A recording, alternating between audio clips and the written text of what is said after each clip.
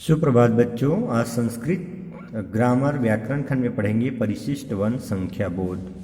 तो आप लोग भी कॉन्सेंट्रेट होकर वीडियो वॉच करिएगा। Page number 78। संख्या बोध के अंतर्गत क्या दिया हुआ है बच्चों? संख्या का प्रयोग विशेषण के रूप में होता है। किसके रूप में होता है? विशेषण के रूप में होता है। अतः विशेष के अनुसार ही संख्यावाची शब्द का लिंग होगा। 1 से 4 तक सभी लिंगों में रूप भिन्न होते हैं। याद रखिए बच्चों, 1 से 4 तक सभी लिंगों में रूप भिन्न होते हैं संख्या का। अतः विशेष के अनुसार ही संख्यावाची शब्द का लिंग होगा। 1 से 4 तक सभी लिंगों में रूप भिन्न होते हैं। तो यहाँ पर बच्चों 2 वर्ड दिया हुआ है, क्या क्या? विशेषण और विशेष्य। जिसको हमको समझना बहुत जरूरी है। क्या है विशेषण और विशेष्य? तो विशेषण किसे कहेंगे? हाँ, जिस शब्द से संज्ञा या सर्वनाम की विशेषता प्रकट हो उसे क्या कहते हैं? विशेषण कहते हैं। जैसे एग्जाम्पल के तौर पर उसका कमीज पुराना था, तो पुराना शब्द कमीज की विशेषता बता रहा है, इसलिए यह विशेषण हो गया। किसके? कपड़े के। पुराना कमीज, कमीज की विशेषता पुराना। नेक्स्ट क्या दिया हुआ है? विशेष्य। तो विशेष्य किसे कहेंगे? विशेषण शब्द। विशेषण शब्द जिस संज्ञा या सर्वनाम की विशेषता बतलाता है उसे विशेष्य कहते हैं। जैसे एग्जाम्पल के तौर पर हम कह सकते हैं लाल गाय। तो लाल गाय में क्या हो रहा है बच्चों? गाय की विशेषता क्या है? लाल है। विशेषण क्या है? लाल है। लेकिन विशेष्य क्या है? यहाँ पर परिभाषा के अनुसार से विशेषता शब्द जिस शब्द संज्ञा या सर्वनाम की विशेषता बतलाता है उसे विशेष्य कहते हैं। तो संज्ञा या सर्वनाम कौन है यहाँ पर? लाल गाय। तो गाय संज्ञा है। तो इस प्रकार से संज्ञा की विशेषता बतला रहा है क्या? लाल। तो गाय की विशेषता है लाल, और लाल किसकी विशेषता है? गाय की। तो गाय क्या हो गया? इस प्रकार से यहाँ पर गाय संज्ञा शब्द विशेष्य कहलाएगा। ओके, अब आप लोगों को विशेषण और विशेष्य समझ में आ गया होगा। तो यहाँ पर कहा गया है विशेष्य के अनुसार ही संख्यावाची शब्द का लिंग होगा। 1 से 4 तक सभी लिंगों में रूप भिन्न होते हैं। याद रखिए, जैसे एग्जाम्पल दिया हुआ है, मूल शब्द दिया हुआ है बच्चों एक, तो पुल्लिंग में उसको क्या बोलेंगे? एकः बालकः। क्या बोलेंगे? एकः विसर्ग लग जाएगा, एकः बालकः। वो स्त्रीलिंग में क्या हो जाएगा? वही एका बालिका। एकः बालिका लिखेंगे तो रॉन्ग हो जाएगा। क्या हो जाएगा? एका बालिका। और वही नपुंसक लिंग में एकम पत्रम। एकम पत्रम। समझ में आया? पुल्लिंग में एकः, स्त्रीलिंग में एका और नपुंसक लिंग में एकम। नेक्स्ट है द्वि। तो द्वि का जो पुल्लिंग में प्रयोग करेंगे तो क्या हो जाएगा? पुल्लिंग शब्द के लिए दौ, द्वि का दौ गजौ। स्त्रीलिंग में द्वे, द्वे कन्ये, और नपुंसक लिंग में भी द्वे ही यूज करेंगे, द्वे नेत्रे। नेक्स्ट है दिया हुआ है त्रि। तो त्रि का पुल्लिंग शब्द त्रयः हो जाएगा, त्रयः अश्वाः, 3 घोड़े। तिस्रः मालाः, स्त्रीलिंग में तिस्रः हो जाएगा, तिस्रः मालाः, 3 मालाएं। और नपुंसक लिंग में त्रीणि पुस्तकानि, 3 पुस्तकें। चतुर, 4 को पुल्लिंग का कैसे प्रयोग करेंगे? 4 का पुल्लिंग शब्द क्या हो जाएगा? चत्वारः नराः, 4 आदमी, 4 आदमियों। चत्वारः नराः। चतस्रः, स्त्रीलिंग में क्या हो जाएगा? चतस्रः, चतस्रः चटकाः। और नपुंसक लिंग में चत्वारी कमलानी। तो इस प्रकार से यहाँ पर दिया हुआ है 1 से 4 तक सभी लिंगों में रूप भिन्न होते हैं, जिसको आप लोगों ने समझ गया यहाँ पर। और है ना, इसमें किसी प्रकार से कुछ डाउट हो तो मीटिंग में कंसल्ट करिएगा। ओके, नेक्स्ट चलिए एग्जाम्पल के साथ समझ जाते हैं इसको। और जैसे एकः बालकः पठति, मैंने आप लोगों को बताया था एक का पुल्लिंग क्या होता है बच्चों? एकः। तो एकः बालकः पठति, ये सेंटेंस करेक्ट है, एक बालक पढ़ता है। दौ गजौ चलतः, दौ गजौ चलतः, ये भी पुल्लिंग शब्द है इसलिए दौ यूज हुआ 2 के लिए। दौ गजौ चलतः, 2 हाथी चलते हैं। त्रयः, त्रय पुल्लिंग शब्द है, त्रयः अश्वाः धावन्ति, 3 घोड़े दौड़ते हैं। चत्वारः नराः सन्ति, 4 मनुष्य हंसते हैं। नेक्स्ट दिया हुआ है स्त्रीलिंग। स्त्रीलिंग में दिया एका बालिका नृत्यति, 1 बालिका नृत्य करती है। द्वे कन्ये लिखतः, 2 लड़कियां लिखती हैं। तिस्रः मालाः पतन्ति, 3 मालाएं गिरती हैं। चतस्रः चटकाः कुजन्ति, 4 चिड़िया चहचहाती है। नेक्स्ट दिया हुआ है नपुंसकलिंग में एकम पत्रम पतति, एक के लिए एकम पत्रम पतति, एक पत्ता गिरता है। द्वे नेत्रे स्तः, दो नेत्र हैं। त्रीणि पुस्तकानि सन्ति, त्रीणि तीन के लिए यहाँ पर नपुंसकलिंग में क्या हो जाएगा, त्रीणि तीन पुस्तकें हैं।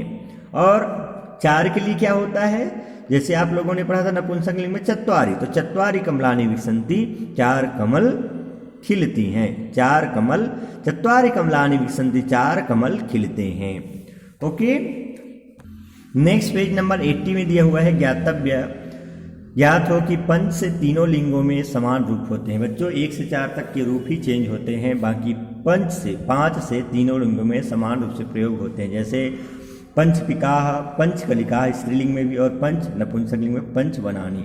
तो इस प्रकार से 1 से 4 तक ही स्त्रीलिंग, पुल्लिंग, नपुंसकलिंग में अलग अलग प्रयोग किए जाते हैं संख्या का। बाकी 5 से लेकर के अन्य जितने भी शब्द है वो सभी में पुल्लिंग, स्त्रीलिंग, नपुंसकलिंग में समान रूप से प्रयोग किए जाते हैं। जैसे पंचपिकाह, पंचकलिकाह, पंचवनानी, षट्का, षट्खगाः, षट्लताः, षट्चित्राणि, सप्तका, सप्तसिंहा, सप्तमहिला, सप्तफलानि, अष्टमयूराः, अष्टमक्षिकाः, अष्टनक्षत्राणि, 9 9वानराः, 9 पिपीलिकाः, 9 पत्राणि, 10 वृक्षाः, 10 वर्तिकाः, 10 वस्त्राणि। आप लोग देख रहे हैं कि किसी में भी पुल्लिंग, स्त्रीलिंग, नपुंसकलिंग में एक भी प्रकार से, किसी भी प्रकार से चेंज नहीं हो रहा है।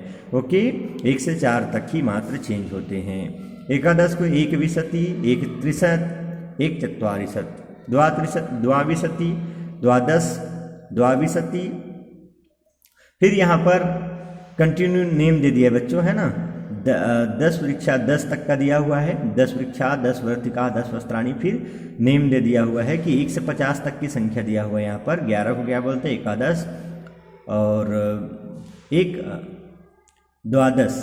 फिर यहाँ पर दिया 12 को द्वादश, 13 को त्रयोदश, और 14 को चतुर्दश, 15 को पंचदश, और 16 को षोडश, 17 को सप्तदश, 18 को अष्टादश, 19 को एकोनविंशति, और 20 को विंशति। फिर 21 को क्या बोलते हैं, 21 को एक विंशति, 22 को द्वाविंशति, त्रयोविंशति, चतुर्विंशति, 24 को पंचविंशति, 25, षड्विंशति, 26, सप्तविंशति, 27, अष्टाविंशति, 28, 29, 29 और 30। 30 क्या हो जाएगा, 30। नेक्स्ट दिया हुआ है एक त्रिशत, 31, 31, एक त्रिशत, 32 को द्वात्रिशत, 33, 33 को त्रैस्त्रिशत, और 34 को चतुस्त्रिशत, 35 को क्या बोलेंगे, पंचत्रिशत, 36 को षट्त्रिशत, 37, 37 को सप्तत्रिशत, 38 को 38 को अष्टत्रिशत, और 39 को एकोनचत्वारिशत, 40 को चत्वारिशत। फिर 41, 41, 41 को, 42 को द्विचत्वारिशत, 43 को 43, त्रैश्चत्वारिशत, 44 को चतुश्चत्वारिशत, 45 को पंचचत्वारिशत, 47, 46, है ना, पंचचत्वारिशत, 45 के बाद 46, 46, 46, 46 क्या बोलेंगे, षट्चत्वारिशत, और 47 को सप्तचत्वारिशत, अष्टचत्वारिशत, 48, और 49 को एकोनपंचाशत, और 50 को पंचाशत बोलते हैं। तो इस प्रकार से ये बहुत ही सरल है। इसमें आप लोगों को यदि 1 से 10 तक का है, और उसके बाद यदि एकादश, द्वादश, त्रयोदश से लेकर के विंशति तक याद है, तो आप लोग नेक्स्ट जो वर्ड है, नेक्स्ट संख्या है, उसमें क्या करना है बच्चों, समझना बस है आपको। फिर वैसे ही एज इट इज बना सकते हो। जैसे यहाँ पर देखिए 19 को क्या कहा, एकोनविंशति। उसी प्रकार 19 के बाद हम चलते 29, एकोनत्रिशत।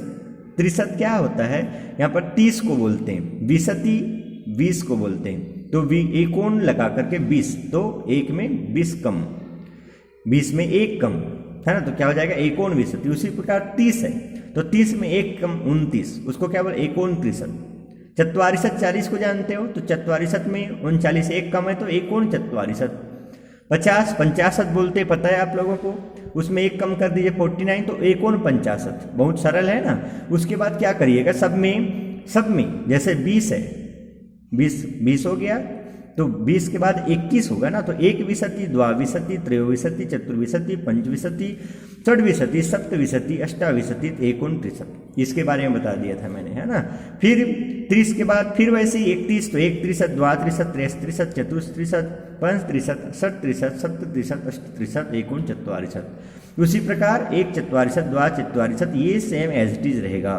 फिर 50 के बाद एक 50, द्वापंचाशत, है ना, इस प्रकार से आप लोगों का ये क्या हो जाएगा, ये सीक्वेंस जो है कंटिन्यू चलता रहेगा।